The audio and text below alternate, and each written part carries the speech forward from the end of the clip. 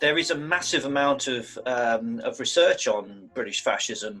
Far more. At one time, it was very hard to find stuff on British fascism, actually. But in the last 15, 20 years, there's been a great deal of publications. One of the books that I find particularly useful is Martin Pugh and his book, Hurrah for the Black Shirts, which, of course, is the Daily Mail's view of Oswald Mosley.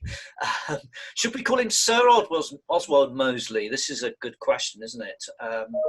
Of course, he was only a Sir because, of course, I think it's the lowest rank of hereditary titles, he was allowed to use the title because he's a baronet. He didn't get it for doing anything fantastic. It wasn't conferred upon him.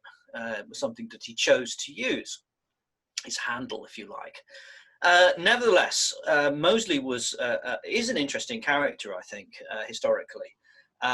Perhaps a somewhat misunderstood character, but don't get me wrong, if you like.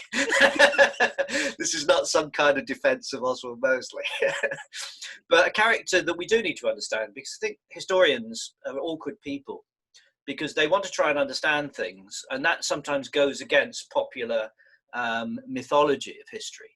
In this case, I don't think it's going against some kind of popular mythology and trying to say, oh, it wasn't as bad as it was cracked up to be. That's not exactly what I'm saying. In a sense, I'm saying that's the opposite, exact opposite of that it's worse. That it's worse than it was cracked up to be, if you like. Because the term fascism, and I'm going to give you a very brief definition of fascism, but it's completely inadequate because any definition of fascism is inadequate. I'm sure Kevin would agree with this. You never hit the nail on the head because you always find, oh, but what about this example? It's rather different, isn't it? Yeah, because each fascism is different. But I feel there are enough generic characteristics that we can talk about fascism. And the British version certainly fits into that in some way. And I'll send a handout with more detail on that, because I'm only going to skate over it today because this isn't the time to talk about in great depth. But I want to talk about the genesis, in a sense, of the British Union of Fascists, which was not the only fascist organisation in the interwar period Britain, but it was, of course, by far and away the most significant of them. I'll say a little bit about some of the figures and incidents associated with British fascism, and show a clip relating to the Battle of Cable Street with some people talking who were there, which is always good because I need primary sources, vitally important. I started off with a photograph, though. Karina will recognise this, and some of the rest of you will recognise this photograph. This rather smug, is that the right term? I don't know. Certainly for the tallest one in the centre, with his hand up. Not wearing uniforms. Not wearing uniforms. This is 1937. You see, this is a year after the British Parliament banned the wearing of uniforms, which, of course, was a consequence of Cable Street, which we'll come to later on. This is actually during the Bermondsey March of the 3rd of October 1937. And one could say a lot about this photograph, I think. It's a posed photograph. It's a photo opportunity, shall we say. Politicians love photo opportunities, don't they?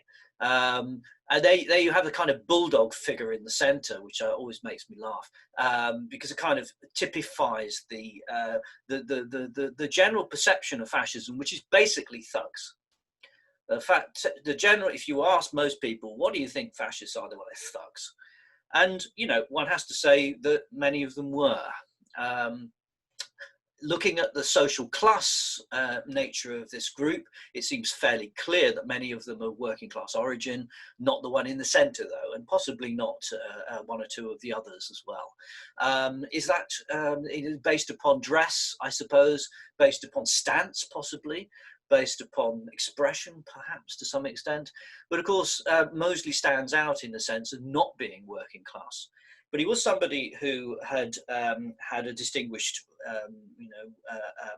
military record. He fought during the First World War, and when he's organising his British Union of Fascists in 1932, he does draw upon his many people he kept in contact with from the war, and undoubtedly this sense of noblesse oblige.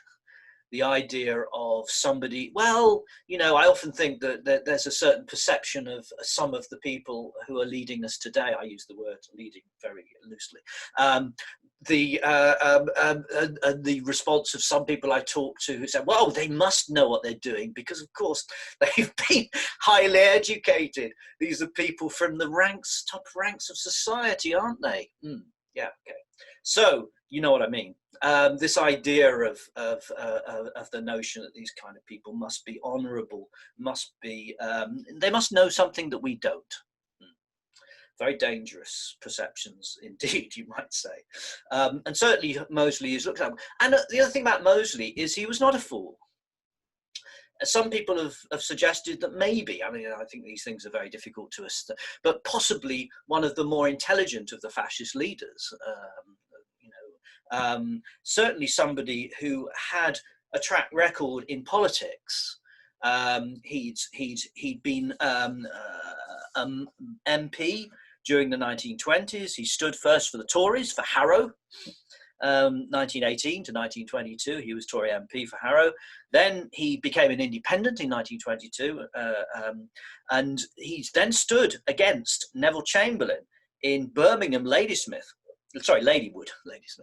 another thing, Ladywood constituency, where he came within 100 votes of beating Chamberlain. Now that you know that's quite something, really, if you think about it. You know, the Chamberlains in Birmingham, long history, very, very significant political family, and here Mosley comes along and nearly beats him.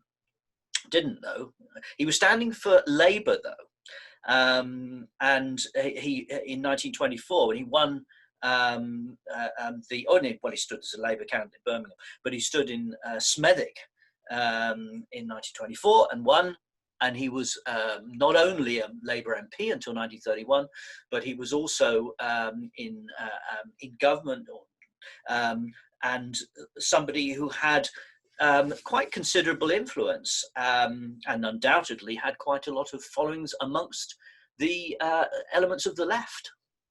Again, something that perhaps filters into this notion of the conception of fascism, that it's sometimes people use the rather hackneyed and I think very misleading idea of politics being a circle, and that at the extremes, if you like, the two extremes meet. I think that's ridiculous, frankly. I don't think many political scientists would agree with that. There are profound differences between far left and far right, and I'll try and say highlight a few of those. But it is true to say that there are certain conceptions that different political complexions, colours have in common. And undoubtedly, when we turn to fascism and we try and say, well, what is fascism? What's the nature of fascism? I would, oh yes, sorry, this is just a few quotes from H.P. Taylor. He's always good for a laugh, H.P. Taylor. He was a gifted playboy who was essentially an actor touring the provinces in a play which someone else had made a success in London. I quite like that. And then Mosely aspired to be the great dictator. Sir Charles Chaplin played the role better. There he is, playing the role better. So defining fascism, I'm moving very swiftly through these. I've got quite a few. I don't often have a lot of PowerPoints, but this time I do. Quite a lot of photographs later on, which I'll probably scoot through. But I've tried to define fascism drawing upon Martin Kitchen's brilliant book, just called Fascism, which is quite old now, but is very, very good. I've drawn on a lot of Martin Kitchen's ideas here and added a few bits of my own. You know, I'm not going to go through all of this, but it does seem very clear to me that fascism as a movement is very different to fascism in power. So in a sense, with the British, we're dealing just with fascism as a movement, because of course many people would say, well, what's notable? One thing that's notable about British fascism is how much of a failure it was. He did not do, in political terms, it barely scratched the surface in terms of Britain.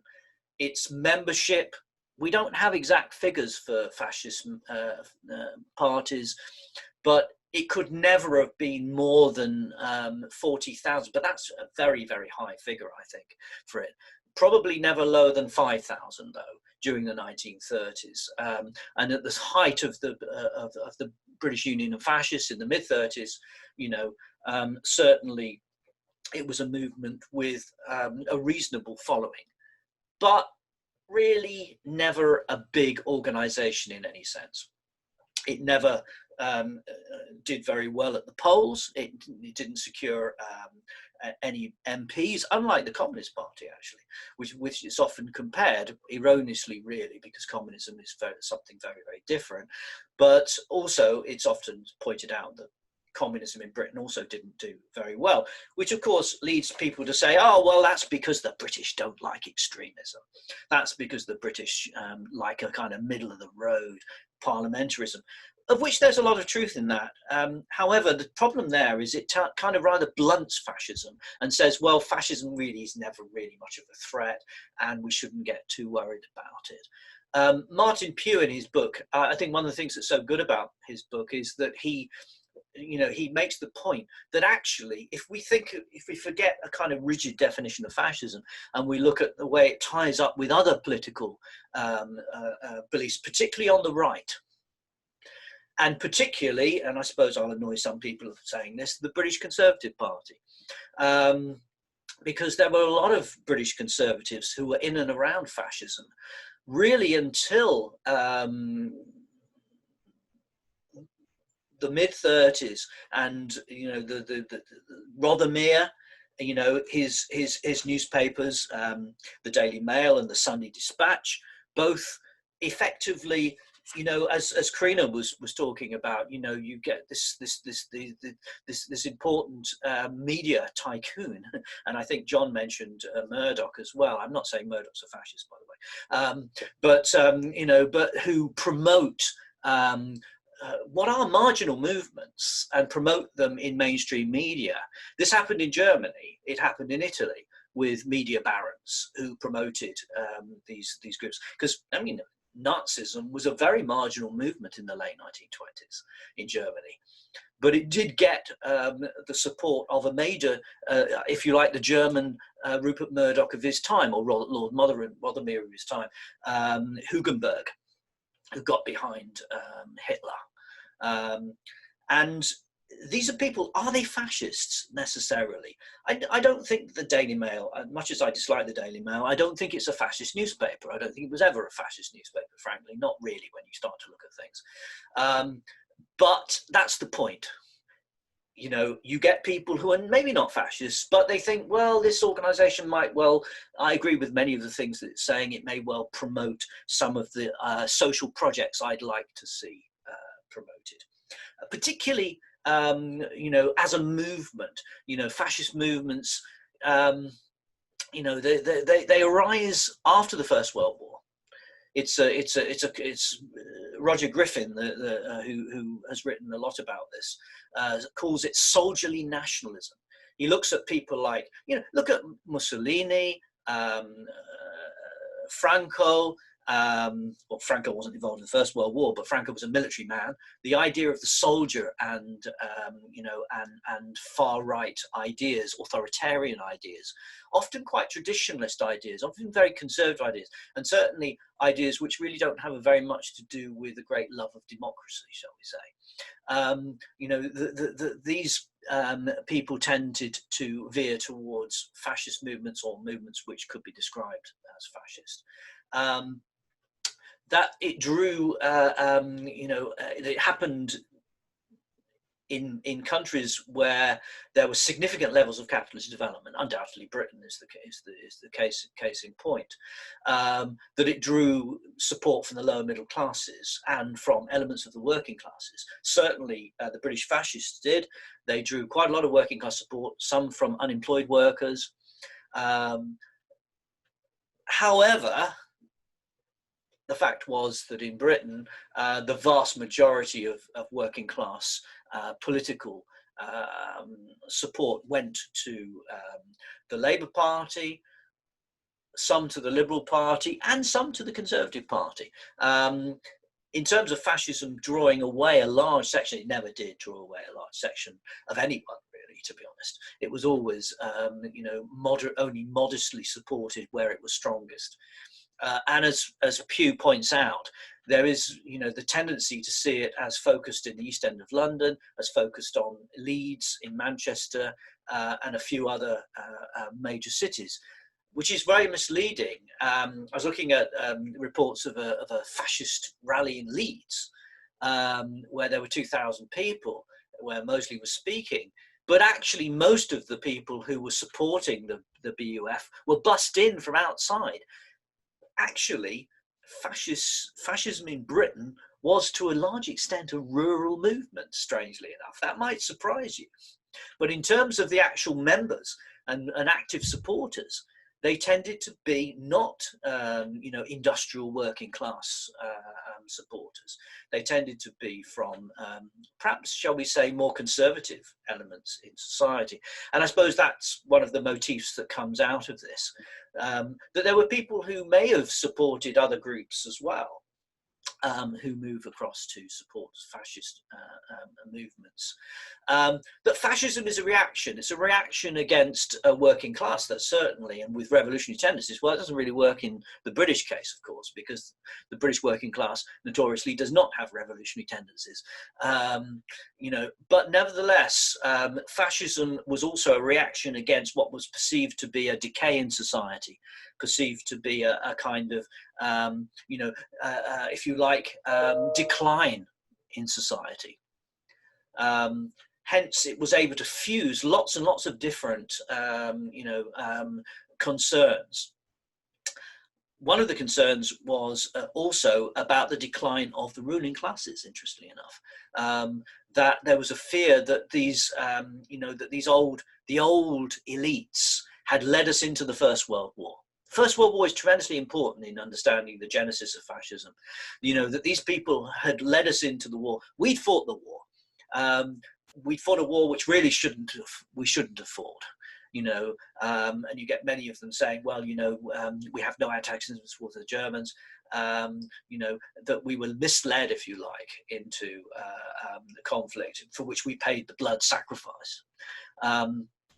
And we need to wrest power from that elite now.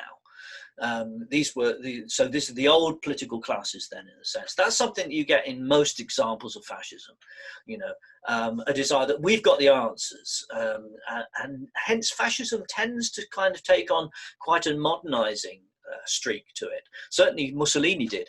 And there's no doubt that Mosley, although he would later on, of course, be associated with German fascism to some extent, for the most part, Mosley was really modelled upon Mussolini and was really in his conversion, his decision to set up a fascist party, came after he had visited Mussolini's Italy in 1932. Also, fascist movements come at times of socio-economic crisis. That's exactly the case. Clearly, the 1930s was a massive crisis. Britain had possibly as high as 23% unemployment. 1932 was the worst year of depression as far as Britain was concerned. And there's no doubt that there was a feeling that there was a lack of leadership in Britain, and fascist ideologists tend to, to want to promote an idea of unity of the nation, sometimes unity of the race, because there's no doubt that forms of racism are important in fascist ideologies. Anti-Semitism, well, interesting enough, in the British case, anti-Semitism comes in a bit later on in terms of Mosley's a device that comes really after the 1934 Olympia rally, which actually damages the fascist party very substantially and leads to Rothermere withdrawing his support for the party because of the violence at the Olympia meeting in June 34. And as a response to that, Mosley ramps up his anti-Semitism and makes anti-Semitism. So it's in part a kind of device, really, to and that's where you start to see the British Union fascists, you know, making closer ties with with German fascism. Does that mean that they weren't anti-Semitic before? No. Clearly, anti-Semitism is an old, you know, well-established aspect of all European countries in one way or another. So there are those channels that can be mined by political parties. That's the point, though. It seems that the British Union of Fascists started to mine anti-Semitism. If you look at other fascist organizations in the 1920s and 30s, many of them are anti-Semitic, but they're not all anti-Semitic, which is quite interesting, isn't it? And it's often pointed out that in Italian fascism was not especially anti-Semitic, and possibly Mussolini wasn't at all until it became politically useful for him to mobilize anti-Semitism in the late 30s in order to show his solidarity with Hitler. However, that's also misleading, because there's undoubtedly were anti-Semites in Italian fascism right the way through. So you can, you know, it's possible to go down, you know, rabbit holes if you're not careful with some of these questions. I think what you're looking at is you're looking at quite a broad movement in many respects, which contains quite a wide range of different perspectives. But there's no doubt that they are hostile to the left. They're hostile to communism. Mosley was a deep, profound anti-communist, and they provide, you know, if you like, mobilizing ideas for, you know, for those hostile to the left, which brings in a surprising number of conservative MPs who become quite interested in the fascist movement. They never join it, and they're often on the fringes of it. And fascism in Britain, you know, it's a much broader phenomena than simply the British Union of Fascists, and it goes quite deep. You know, you can list a number of them. You know, Viscount Lymington, Henry Drummond Wolff, Sir Patrick Hannon, Wilfrid Ashley.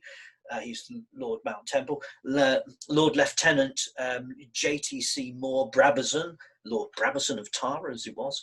Alan Lennox Boyd, the Marquis of Clydesdale, you know, etc. He was the Duke of Hamilton, and other people as well who were very much attracted by many of the things that fascism stood for, but usually stood on the sidelines and didn't actually join. And there was an awful lot of clandestine meeting at country houses of people. Were they fascist? Well, sort of. They were kind of on the fringes, you know, you couldn't really nail them down. But, you know, and then of course there's the intriguing connection with the royal family. You know, was the Duke was he you know, fascist? Sorry, Prince of Wales I'm talking about. You know, was he fascist?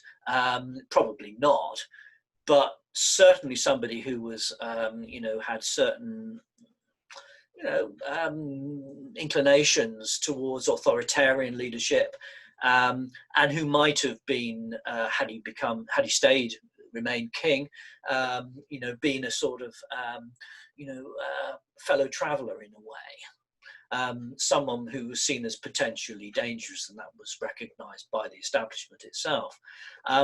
So, you know, you've got this kind of broad spectrum, I think, which is very important. I think it comes across in Pugh's book very well. You know, that where if we're wanting to nail this down too much, then we're going to find it very difficult. But there are certain characteristics that come together in fascism. Fascism in power. I'm not going to go through this one, but I will send it to you as, you know, as a handout, because here I think we are dealing with, you know, with fascist movements that are successful. In Britain, the fascists were not successful. They were startlingly unsuccessful. However, there's always a however. If you then look at those people who were connected with appeasement, which is not the same thing as saying they're fascists, but appeasement was very much about finding some kind of accommodation with regimes that were fascist, then you start to see that that in Britain the engagement with fascism was less an engagement so much with the British fascist parties, but certainly was an engagement with how to deal with fascism in Europe. And one response to that, of course, was to try to make deals with them, i.e. appeasement. And we get to the whole guilty men scenario, which of course is not saying, that these people, Chamberlain, etc., even Anthony Eden for a time, quite a long time in fact, were fascists. They clearly weren't. But the fact that they felt that they could come to some accommodation, at least in Eden's case until 1938, tells us something. And one of the things it tells us is that, really generally speaking, the establishment, those the 20s and 30s, apart from the two periods of Labour minority government, were conservative decades. That they felt that communism was more dangerous to them than fascism. And and this is a very disturbing issue, I think, and means that the question around appeasement is not simply some historical curiosity.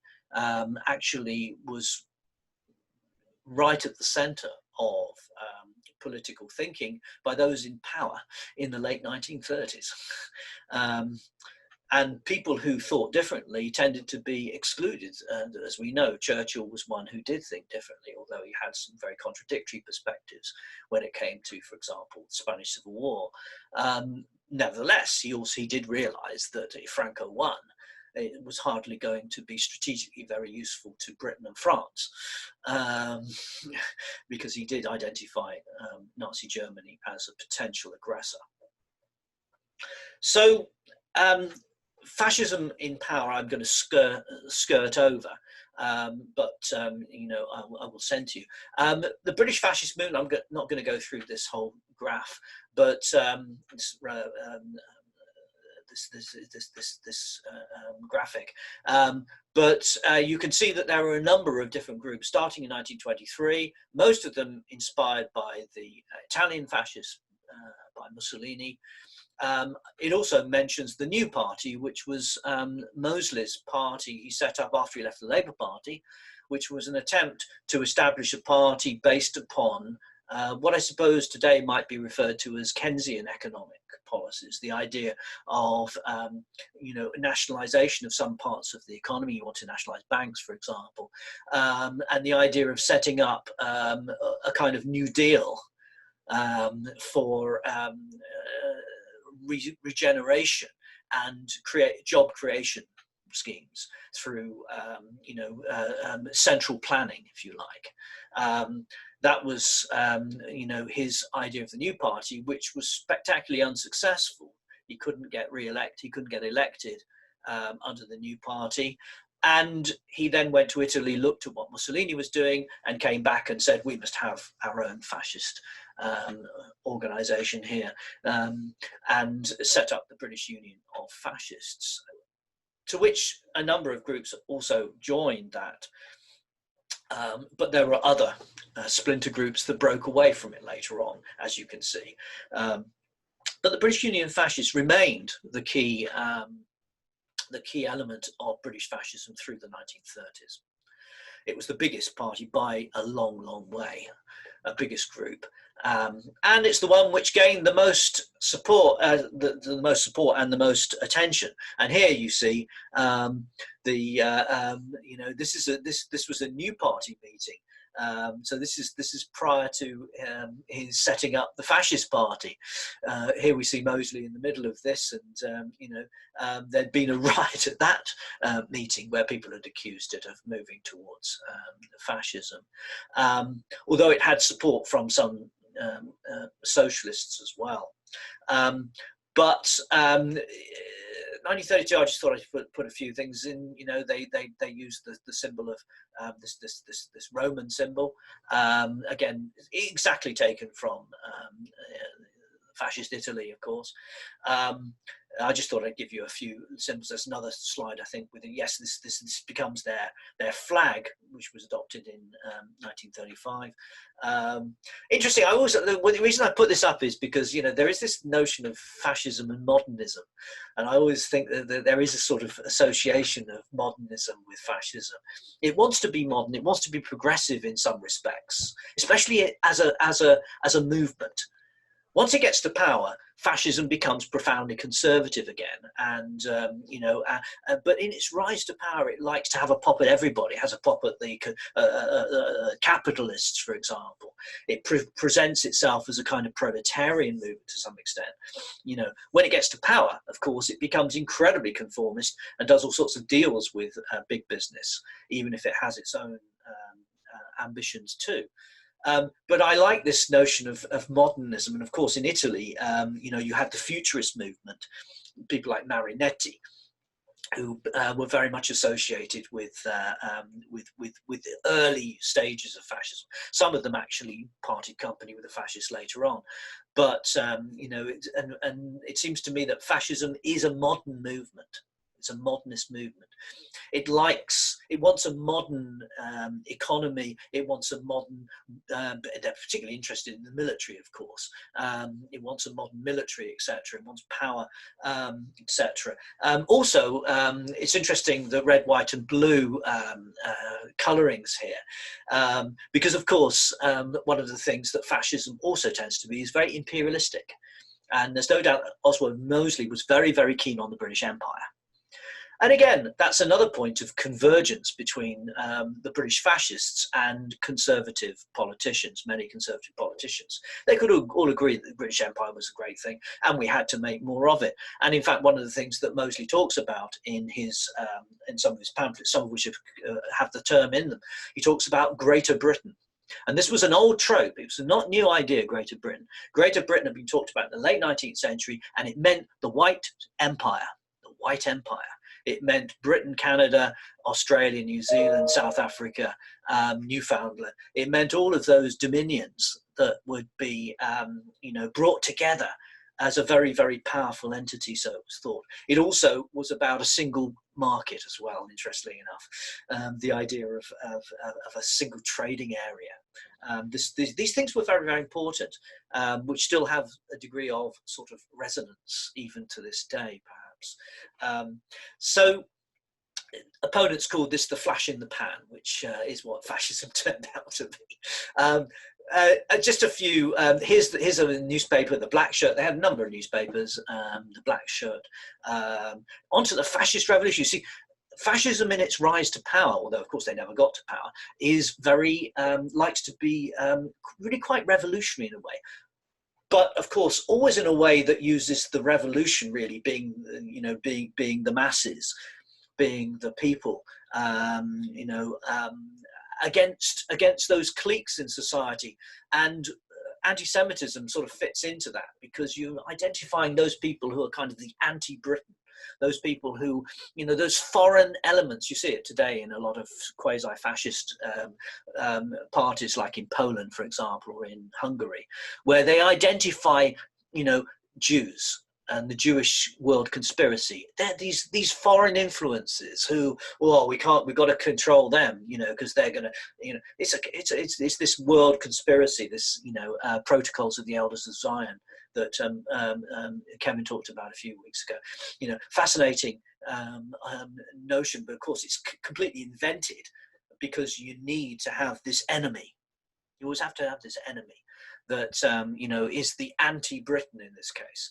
It was the same with all fascist movements, really. And, you know, this becomes a major factor. You know, they're always attacking Parliament. They was attacking Parliament. And there's lots, as Krinos pointed out, in relation to the novel, but of course it was also in relation to reality. People like Hor Belisha, for example, were seen as very suspicious because they were Jewish. You know, so you identify those characters who are Jewish. They're in the pay of a foreign regime. You get that today, don't you? Many examples of that.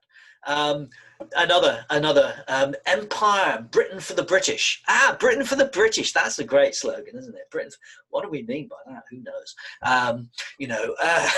But it sounds good, doesn't it? It sounds good. Anti-immigration, of course. See all sorts of things there. Another one there. Peace. Now, Karina talked about this. So, no war for Jewish finance. Well, there's no pulling the punches there, is there? The idea that war was being encouraged by Jewish financiers who stood to gain, of course, from war. This was another trope that you find, a lot, and still do to this day find. Soros, George Soros is often accused of this, isn't he? By the Hungarian fascist government. Britain, peace and people. The idea of peace. Who could be against peace? I think Karina made this point very well. Who could be against peace? It seems to stand for reason. And of course, this connects directly with appeasement, because many of the conservative appeasers were saying the same thing. Which is not to say they were fascist. I want to be very clear about that. I'm not accusing them of being fascist. I'm just saying there is a consonance between what they were saying, and that's important, I think. Hurrah for the black shirts. Okay, this is January 34. This is the beginning of the creation of the black shirts of the fascist British Union. Fascists. And I've got a few photographs here. This is the Olympia meeting. I'm going to get onto the film in about a minute. I've got a bit of film to show. The Olympia meeting, which saw 500 communists manage to get tickets to this. But it was the reaction against the violence of the fascist stewards, the black shirts, who are in uniform, as you can see here, who beat up those people who were heckling, which led to a reaction against the British Union fascists. Here's another. This is black-shirted members, their organisation. This idea of militarism was very important to fascist organisations. There's Mosley holding forth. I've got a few shots of him, and this is my favourite photograph of Oswald Mosley getting hit by a stone. Who couldn't like that? He made the mistake of going to Liverpool. Always a mistake to go to Liverpool and make a speech like this. Really, so he didn't do very well, and he quite often got hit. Here's another rather good photograph of him. Again, this is after attempting to address the people of Liverpool. Not a good idea. And then there were other brass, because it wasn't just the East End of London, you see, where there was a lot of hostility to the black shirts. Labour generally left it to the communists to organise this, though. Labour had quite the Battle of Cable Street, of course, is the most famous one, and I've got some film, so I'm going to stop this and start my film, which a lot of it's self-evident, I think. I think it's queued up. If I can just put the sound on and get the this is a film about the Battle of Cable Street. If I can find where it is, I've lost it now. It's gone. Honestly, I did have this set up actually, which is very I'm going to have to find it again, I think. Yeah, I'm going to try it again here to do this.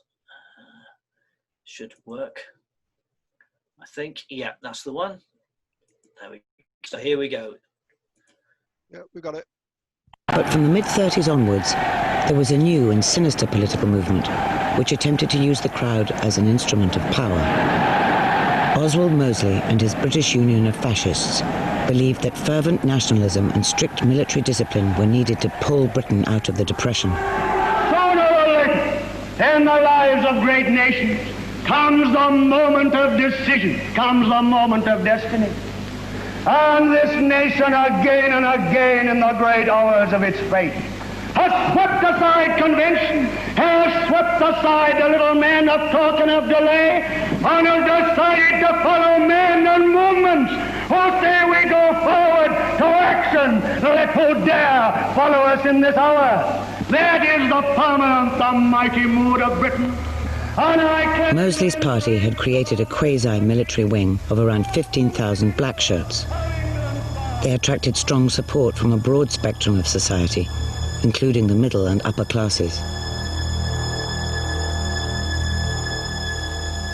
The flag-waving marches of the fascists provoked a battle for the streets with one of their main enemies, the Communist Party. Support for the Communists was growing in strength in areas of high unemployment, while loyalties to established political parties were breaking down. All we had known before we got involved with the Communist Party was the Great British Empire. And then when the Communists come along and start telling us how we could make a different kind of country where everybody is going to be equal, then we bought it. Because we thought it was great. We're going to be equal with everybody. We're never ever going to be hungry anymore. And we'd never have to have patches on with clothes and Dad mending your shoes or keeping you off school because you didn't have a pair of boots. And they were going to solve all this. And here was the black shirts trying to keep us in to be servants again, so this is why we did it. Confrontations between crowds of fascists and communists were not confined to the capital. There were in fact regular clashes in cities all over Britain. Hitler and the German movement now has the opportunity to emulate that. Once they started speaking, we used to have to allow them a certain time before the fighting started, because the police used to come down and warn first that if we didn't disperse, then we would be in trouble. But of course, once you were in there, you couldn't very well get out except going down these little alleyways or going against the police at the top, and you couldn't possibly do that because there's too many of them. So you used to end up as one huge big melee in the middle, and it was a riot.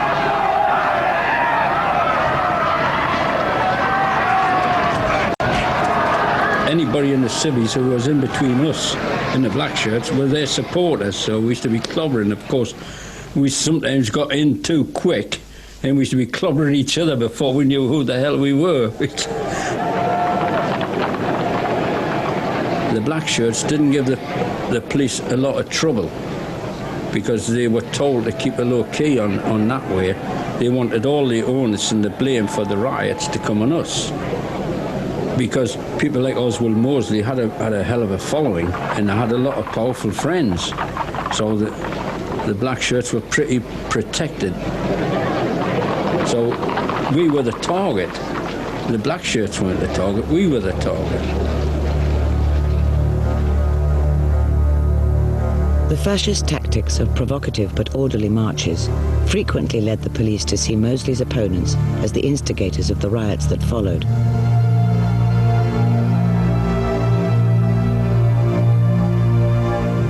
The large Jewish community in London's East End became a principal target for the black shirts' anti-Semitism. If you were a youngster brought up in the East End in the 30s, you weren't a stranger to politics, because they had political meetings on every corner. There'd be the Labour Party, the Communist Party. Us kids would stand and listen. We'd also listen to the fascist meetings, and they were held on many corners too. And for a Jewish kid, they were belting out their message of hate, and we'd hear of the attacks on the Jews in the East End by them, and we learnt to hate back. As part of their campaign of terror, the fascists planned a march through the Jewish East End on October 4th, 1936. They were faced with a community determined to defend itself. There appeared the whitewashed signs all over the pavements, "They shall not pass." There were posters, there were leaflets asking everybody in the East End to form what I can only describe as a human wall. You weren't asked to go and fight. You were asked to block the streets, block the roads so that the fascists couldn't get through. This confrontation culminated in the notorious Battle of Cable Street, one of the few British riots that have been well documented. The fascists were drawn up in Royal Mint Street, and they were to be reviewed by Sir Oswald Mosley. And that's where they lined up, and that's where they were reviewed, but as far as they went, they never got any further. But as I continued towards Gardener's Corner, there were thousands, you know, it was so thickly, it was very difficult to get through. But around about the early afternoon, the police started to try to clear space for them to march.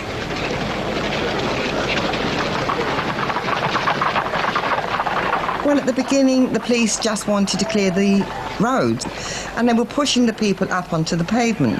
But there were too many of them. You couldn't possibly move so many people out of that wide road onto the pavement.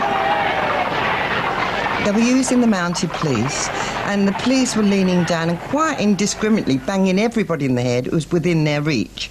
And women were falling under the horses' hooves. There was literally blood everywhere. The whole thing was absolutely petrifying.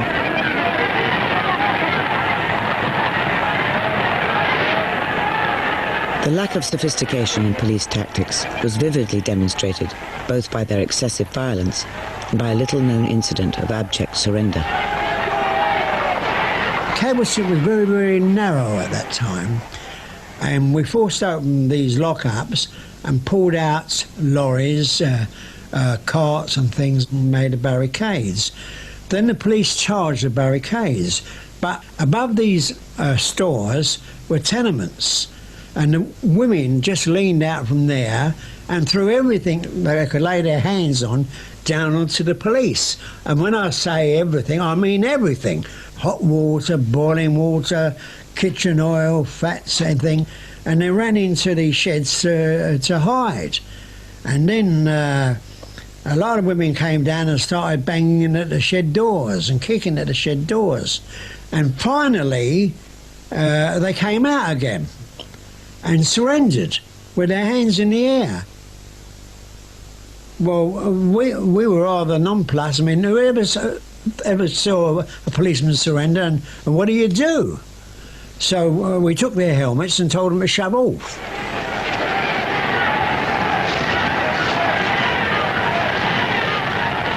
In an atmosphere of growing police panic, beleaguered officers made token arrests. As a policeman, he was just going to hit a woman on top of the head, and I punched him on the chin. I was then arrested, and about 12 or 14 police took me to Limmer Street Police Station. There was about 40 or 50 in a cell because with so many arrests, they had nowhere to put them. Then about 6 o'clock, we heard the news that Sir Philip Game, the chief of the police at that time, had told Mosely he would not take responsibility and he would not allow Mosely to march in the East End at all. And of course, we gradually got this news and everybody shouting and cheering and banging away and all that, and it was all right, carry on.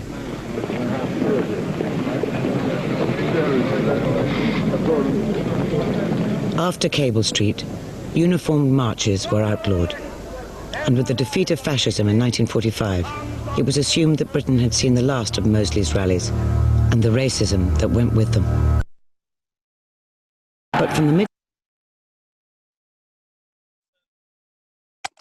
Yes, so quite a useful little film, I think, to to finish with, which it's good to get some people who were actually witnesses to history talking, primary sources.